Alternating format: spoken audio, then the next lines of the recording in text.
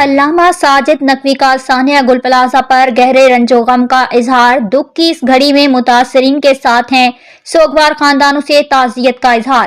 ثانیہ گل plaza کی تحقیقات کر کے حقائق منظر عام پر لائے جائیں، شہریوں کی زندگیوں کو محفوظ بنانے کے لیے سیفٹی کے تمام اقدامات کو یقینی بنایا جائے۔ قائد ملت جعفریہ پاکستان علامہ سید ساجد علی نقوی نے کراچی کے گل پلازہ میں آتش زدگی سے درجنوں قیمتی جانوں کے ضیاع پر گہرے رنج و غم کا اظہار کیا ہے۔ قائد ملت جعفریہ پاکستان نے سوگوار خاندانوں سے اظہار ہمدردی و تعزیت کرتے ہوئے کہا کہ ثانیہ گل پلازہ کی تحقیقات کر کے حقائق منظر عام پر لائے جائیں۔